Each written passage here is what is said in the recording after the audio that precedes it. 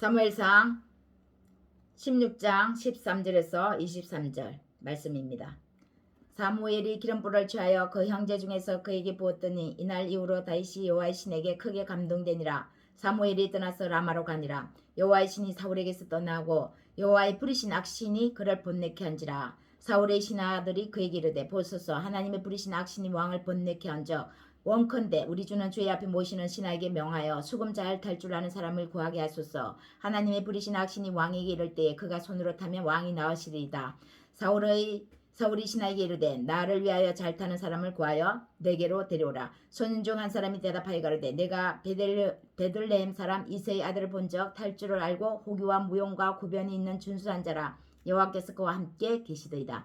사울이 이에 사자를 이새에게 보내 이르되 양치는 내 아들 다윗을 내게로 보내라 하매 이새가 떡과 한 가죽 부대의 포도주와 염소 새끼를 나귀에 실리고 그 아들 다윗의 손으로 사울에게 보내니 다윗이 사울에게 이르러 그 앞에 모셨으며 사울이 그를 크게 사랑하여 자기의 병기던 자를 삼고 이새에게 사람을 보내 이르되 청컨대 다윗으로 내 앞에 모셨으게 하라. 그가 내게 은총을 얻었느니라 하니라. 하나님의 부리신 악신이 사울에게 이를 때 다윗이 수금을 취하여 손으로 탄적 사울이 상쾌하여 났고 악신은 그에게서 떠나더라. 아멘. 참 아름다워라 주님의 세계는 저 솔로몬의 옷보다 더 고운 백합밤 주 찬송하는 듯 저 맑은 새소리 내 아버지의 지으신 그 솜씨 깊도다.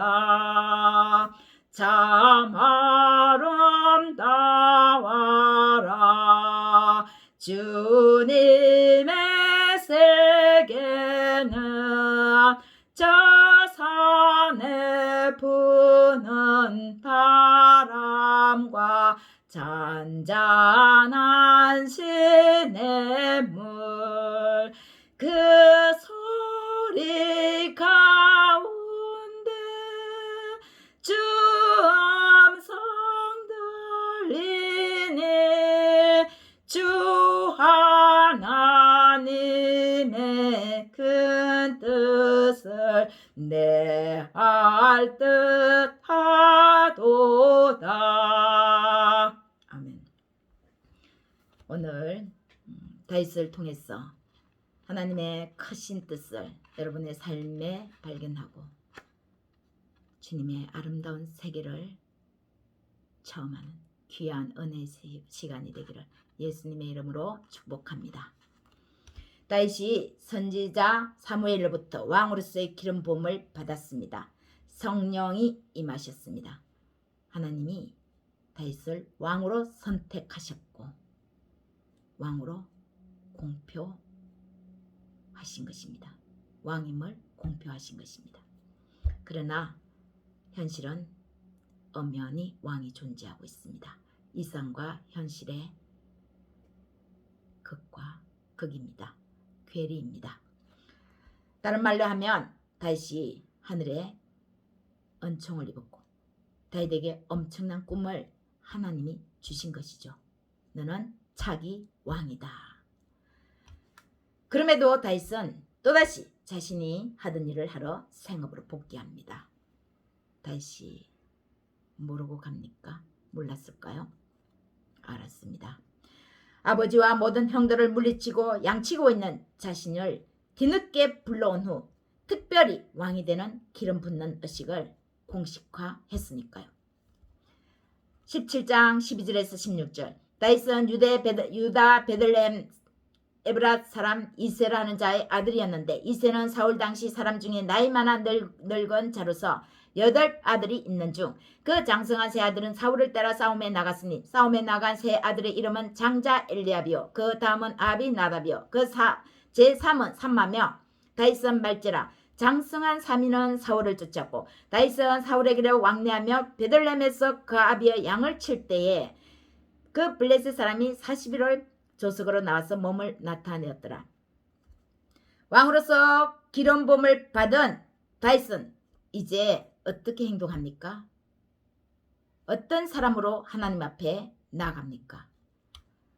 첫 번째, 다윗. 그는 진주였습니다. 그런데 진주는 자기가 진주인 줄을 모릅니다. 진주인 줄을 알면은 진주가 안 되는 거죠. 진주인 줄을 알면은 험악하고 억세고 거센 그 모래 속에 끼어서 그 고통스럽게 참아내지 않습니다. 뛰쳐나오는 것이죠. 내가 진주인데 감히 이 거칠고 억센 모래와 함께 있다니. 다윗은 분명 지혜롭고 현명한 소년이었습니다. 아무도 알아봐주지 않던 다윗은 늘 하나님과 교통할 수밖에 없었는데 그럴 때마다 파란 하늘 푸르른 들판을 바라보며 다윗은 말씀하시는 하나님의 음성을 새겨 들었습니다. 너는 내 사랑하는 아들이다. 너는 내 사랑하는 종이다. 내 기뻐하는 자다. 내가 너를 기뻐한다. 이 음성을 들을 때마다 다윗은 자신이 어떤 위치에 있다는 것도 몰랐습니다.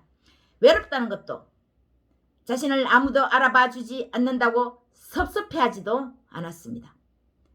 그래서 다윗은 자신 안에 어떤 좋은 장점이 있는지 정작 자기 자신은 몰랐습니다. 자기 자신을 누구와 비교하지 않고 하나님을 바라보며 자신의 생각을 키우고 가꾸는 데에 집중했으니까요. 지혜는 지혜가 없는 곳에서 지혜라는 것이 드러납니다. 빛은 어두운 곳에서 빛의 역할을 합니다. 그 빛을 바랍니다. 진주는 진주가 아닌 곳에서 진주임이 발견되는 것이죠. 하나님께서 자신의 성품을 진주로 다듬어가고 있다는 것을 몰랐습니다. 다만 하나님을 사랑하고 하나님은 자신을 사랑하는 그 관계 속에서 하나님이 하나님과의 아름다운 교제를 해나갔을 뿐이었던 것이죠. 하나님은 그런데 그 관계 속에서 다윗을 진주로 만들고 계셨습니다.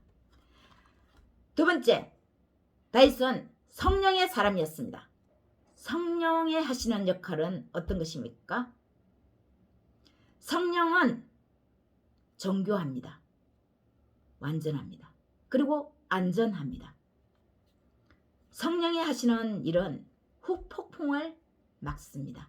사람이 하는 일은 철저하고도 계획적인 것 같지만 결국은 사람의 욕망에 의해서 처리하는 일이기 때문에 그 과정은 순조롭게 넘어갔지만 결과적으로 나중에 그 욕망에 의한 결과는 드러나면서 자신뿐만 아니라 주변 사람들에게도 악영향을 미치죠.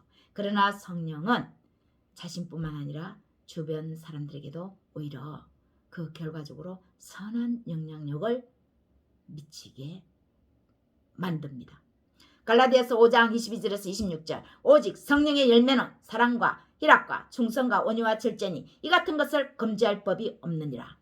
성령의 열매를 금지할 법이 없습니다. 이 세상의 법도 금지하지 못하고 그 어떤 사람의 권력도 막지 못합니다. 그리스도 예수의 사람들은 육체와 함께 거정과 욕심을 십자가에 못 박았느니라.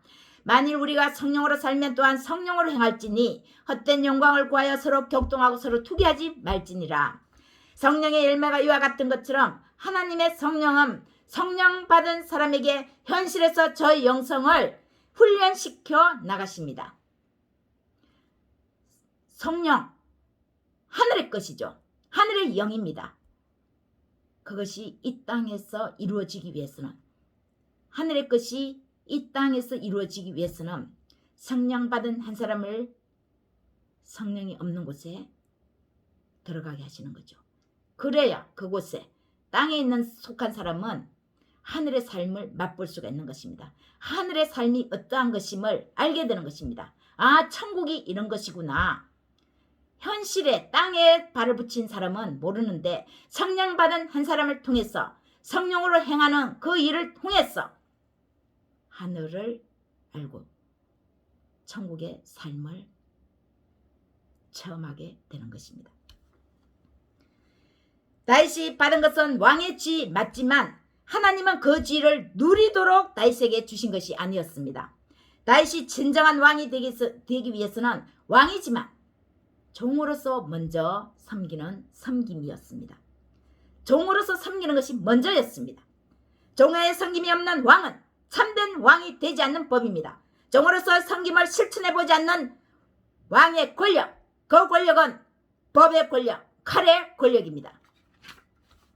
사실 다윗은 통일 이스라엘의 왕으로 등극하기까지 사울로부터 10년을 넘게 쫓김을 당하며 악령이 들린 왕을 섬겨야 했습니다. 억울할까요? 이 또한 하나님이 다윗에게 명하신 성령의 역사이신 것입니다. 다윗에게 악령 들린 사울을 감당할 수 있도록 성령을 부어주신 것입니다. 다윗만이 할 수 있는 역할인 거죠. 누가복음 4장 18절에서 19절 주의 성령이 내게 임하셨으니 이는 가난한 자에게 복음을 전하게 하시려고 나에게 기름을 부으시고 나를 보내사 포로된 자에게 자유를 눈먼 자에게 다시 보게 함을 전파하고 눌린 자를 자유케 하고 주의 은혜의 해를 전파하게 하려 하심이라. 악령이 들린 사울을 치료하고 그 악령을 다스릴 수 있는 분은 오직 성령 하나님이십니다. 성령만이 악령을 요리할 수 있는 거죠. 쫓아낼 수 있는 거죠. 명령할 수 있습니다. 다윗은 왕의 기름 부음을 받을 때 예수님께 임하셨던 성령을 받은 것이었습니다. 가난한 자에게 복음을 전하게 하시고 눌린 자를 자유케 하고 포로된 자에게 자유를 선포하고 주의 은혜의 해가 왔다라는 것을 선포하게 하심이었던 거죠. 다윗은 하나님의 선하고 거룩한 영으로 악령 들린 사울을 최선을 다해서 보좌했습니다. 성령이잖아요.